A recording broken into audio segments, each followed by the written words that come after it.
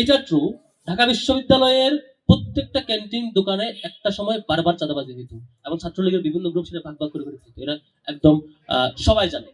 তো এরপরেও 24 পরবর্তী সময়ে কেউ কেউ কোনো গ্রুপ কোনো পলিটিক্যাল পার্টি কোনো লিডার যার যার মতো করে দোকান নিয়ন্ত্রণ করা এরিয়াতে করার চেষ্টা করেছে। ডাকসুর পর থেকে আমরা একটা জিরোতে নিয়ে আসার চেষ্টা করেছি। যেখানে কোনো সন্দেহ পেয়েছে সেখানে আমাদের কোনো না কোনো স্টেক হোল্ডার সেখানে এঙ্গেজ হয়েছে এবং প্রশাসনকে এঙ্গেজ করার চেষ্টা করেছে।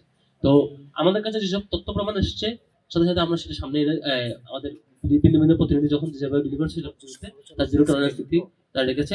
আমাদের বিরাট সফলতা হচ্ছে আলহামদুলিল্লাহ, সেটা হচ্ছে 24 পরবর্তী এই সময়টাতে ঢাকা বিশ্ববিদ্যালয় এরিয়ার মধ্যে চাঁদাবাজি করার দুঃসাহস কেউ করে না, যেটা আগে রেগুলার ট্রেন্ডে ছিল, রেগুলার প্র্যাকটিস ছিল এবং তারা সেটা নিয়ন্ত্রণ করতো। আমাদের কাছে বহু ক্যান্টিন মালিকরা বারবার এসে এসে বলছে যে ভাই যে অমুক পার্টি এত নিচ্ছে তমুক পার্টি আগের সময় ইতিহাসগুলো বর্ণনা করেছে। আজকে এসে যেটা জিরোতে আসছে, আমরা স্বপ্ন দেখি যে বিশ্ববিদ্যালয় সহ দেশের সকল ক্যাম্পাস ইভেন পুরো বাংলাদেশের সময় চাঁদাবাজদের কবল থেকে মুক্ত হবে, সেটাই স্বপ্ন দেখি। Thank you.